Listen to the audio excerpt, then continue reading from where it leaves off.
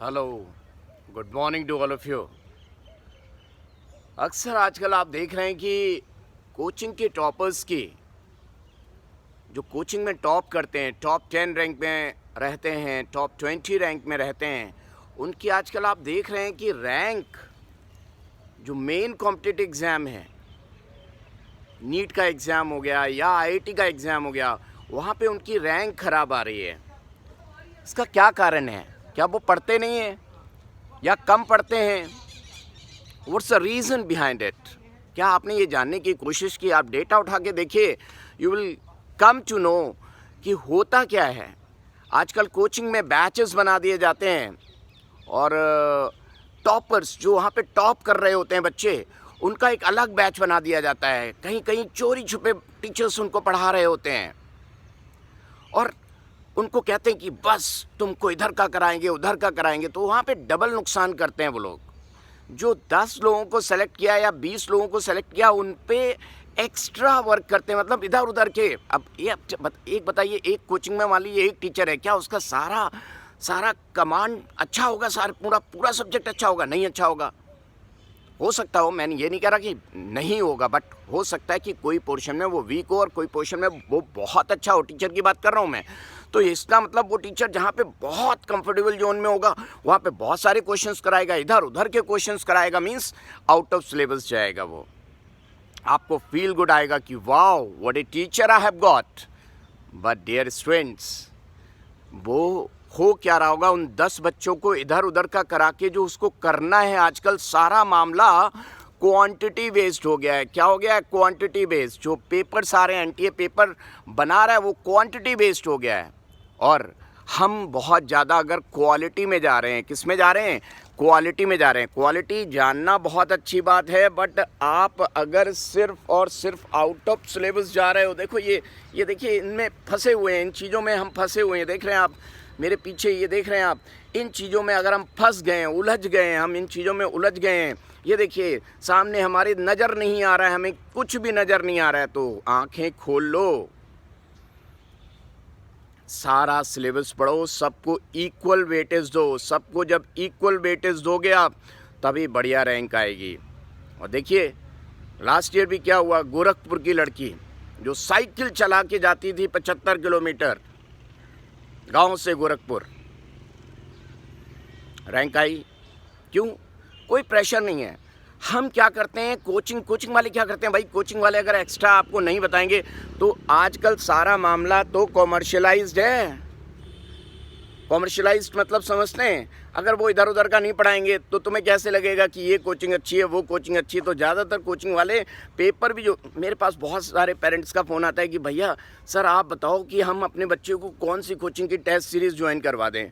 अरे test series तो join करवा दीजिए, लेकिन वो सब लोग क्या कोशिश करते हैं कि जहाँ आप पढ़ रहे हो, जहाँ आप पढ़े हो, उनको वो ये दिखाने की कोशिश करते हैं वो सही जगह आप नहीं पढ़े हो। क्यों नहीं दिखाएंगे? तो आप उनकी कोचिंग ज्वाइन क्यों करोगे आप? तो बहुत सारी कोचिंग्स, ऑलमोस्ट 80 to 90% कोचिंग्स मैं बोलूँगा, सब इस बात पे फोकस करती हैं कि आप पहले जहाँ पढ़ रहे हो वो अच्छा नहीं है। क्यों? क्योंकि आप उन्हें ज्वाइन करो। भाई सारा मामला तो फर्स्ट आने का है, रैंक हमारे यहाँ से आएगी, रैंक हमारे यहाँ से आएगी। और जो रैंक के चक्कर में पढ़ा उसकी रैंक गई। क्यों? वो एक्स्ट्रा पढ़ने लगेगा। एक्स्ट्रा जैसे ही पढ़ोगे आप, आउट ऑफ सिलेबस जाओगे आप, आपकी रैंक चलेगी, खुद ब खुद चलेगी, उसी दिन चलेगी। तो सबसे पहले तो ये देखिए कि आप पढ़ क्या रहे हैं। किसी पे भरोसा मत करिए, खुद से उठाइए। अगर नीट कर तैयारी कर रहे हो तो नीट का सिलेबस उठाइए, प्रीवियस ईयर क्वेश्चंस करिए जो आए हुए हैं, क्योंकि वो तो आए हैं, एग्ज़ाम में ऑलरेडी आ चुके हैं, या नीट के क्वेश्चंस हैं जो आ चुके हैं, एम्स के क्वेश्चन। इवन नीट के बच्चे जो तैयारी कर रहे हैं, बहुत ज़्यादा उनका मन कर रहा है, तो they can try questions of IIT, but which questions? Previous year questions. आप ऐसे समझिए, ऐसे नहीं समझ में आएगा। पढ़ाई की मामला इतनी जल्दी समझ में नहीं आता। देखिए आप ये सोचिए, पिज़्ज़ा डोमिनोज, हम सभी को पिज़्ज़ा बहुत अच्छा लगता है खाने में, बच्चों को बहुत अच्छा लगता है पिज़्ज़ा। क्यों? क्योंकि वहाँ पे उन्होंने इतना बढ़िया बैठने का इंतज़ाम किया होता है, बढ़िया व्यवस्था, कोल्ड ड्रिंक, बढ़िया टेबल एकदम साफ, लोग वहाँ पे अच्छे रखे होते हैं, डिसेंट, लुक वाइज भी डिसेंट। भाई आप खाने गए, आप तो वहाँ बैठे हो, देखने एक बैठने की जगह चाहिए दोस्तों के साथ या अपने कुलीग के साथ।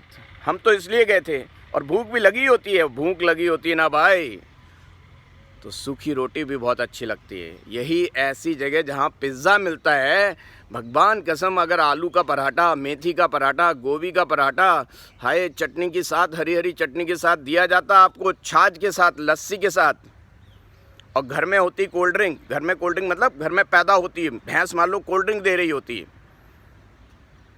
तो आप देखिए आप लस्सी ही पीते, कोल्ड ड्रिंक नहीं पीते। भगवान की बनाई हुई जो चीज़ होती है ना, उसमें बहुत दम होती है। लेकिन सारा मामला KFC, मैं किसी को कोस नहीं रहा हूँ, मैं ये कह रहा हूँ कैसे प्रमोट किया गया, कैसे प्रमोशन किया गया चीज़ों का। हमारे इंडिया में गोबर की खाद होती थी, नेचुरल बढ़िया चीज़ें होती थी, भुट्टा खाता था मैं, बहुत मीठा लगता था। लोगों ने, बाहर के लोगों ने आके urea and all these things को प्रमोट किया, गोबर की खाद को हटा दिया। लो अब फिर वो लोग ऑर्गेनिक करने लगे, हम उनकी बात मानने लगे। मतलब क्या हो गया, पश्चिमी सभ्यता को हमने फॉलो किया ना। तो ऐसे समझिए भैया कि ज़्यादातर कोचिंग वाले क्या करते हैं, बैचेस बना देंगे 10 बच्चों का, उसमें क्या होगा, उन 10 बच्चों को भी बर्बाद कर रहे हो, और साथ में जिनका सिलेक्शन नहीं किया, आप उनको नहीं पढ़ा रहे हो अच्छे बैच में, उनको भी डिमोटिवेट कर दिया। वो सोचता हाय हमारा क्यों नहीं आया, हमने क्या गलती की थी। तो पहचानिए, किस बात को पहचानिए, अच्छा बताइए, आपको समझ में आई बात क्या, किस बात को पहचानना है कि क्या पढ़ना है। और मैं ये कह रहा हूँ कि कोई भी कोचिंग्स हो, वहाँ जो लोग भी मास में नहीं पढ़ाते हैं, अलग कर देते हैं बच्चों को कि ये 10 बच्चे हमने सेलेक्ट किए, इसका मतलब आप क्या कर रहे हो, उनके साथ भी गलत कर रहे हो। उनको एक टीचर दे दिया, 2 टीचर दे दिए, अलग से क्वेश्चंस कराओ, ये क्वेश्चंस कराओ। अरे उसकी मॉनिटरिंग है क्या आपके पास, वो करा क्या रहा है? और अगर सही नहीं करा रहा है तो आपने एक अच्छे बच्चे की रैंक छीनी है, मर्डर किया है। ये मर्डर दिखाई नहीं देता है, सुशांत सिंह राजपूत वाला तो दिखाई दिया, लेकिन आप जाने हैं, हम जाने अनजाने में कितने लोगों का कत्ल करते हैं, उनकी रैंक्स का कत्ल करते हैं, और पता भी नहीं चलता। जिसका कत्ल हुआ उसको भी पता नहीं लगता, और जिसने कत्ल किया उसको भी पता नहीं लगता। तो जागो ग्राहक जागो, आंखें खोलो, दिमाग की बत्ती जलाओ। क्या आप मेरी बात समझ पा रहे हैं? मेरी कही हुई बातों से अगर किसी की भावनाओं को ठेस पहुंचती है तो बिल्कुल पहुंचने दो। बिल्कुल सबके लिए बोल रहा हूं, जो मास में लोगों को नहीं पढ़ाते, सबके साथ न्याय नहीं करते, सुन लो मेरी बात, आप गलत कर रहे हो, अपने साथ भी गलत कर रहे हो। जब रैंक नहीं आई बच्चे की तो कौन पूछेगा टीचर को, किस बात के टीचर हो?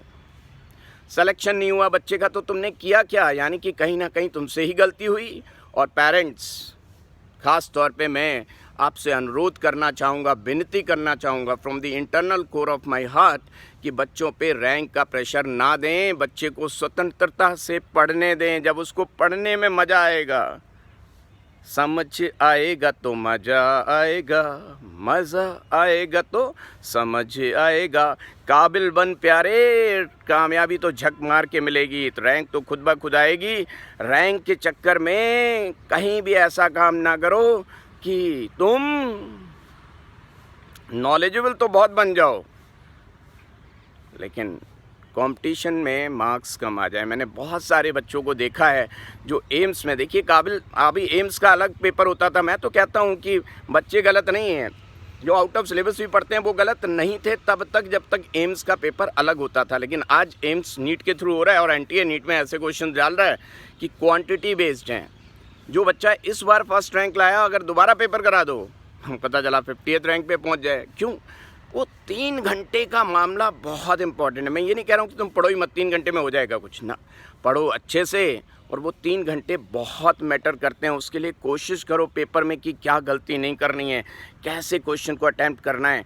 हम क्या करते हैं, हम सोचते हैं कि पिछले साल हमारे मार्क्स कम आए तो हम थोड़ा और हाई फाई पढ़ते हैं। नहीं भाई, आप ये देखो कि आपने क्या गलती की। कभी क्वेश्चन में दिया होता है नॉट, आप नॉट देखना भूल गए।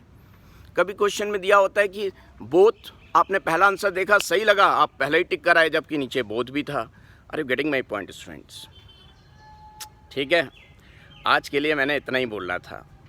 ऑल द बेस्ट, फिर मिलेंगे पढ़ते पढ़ते।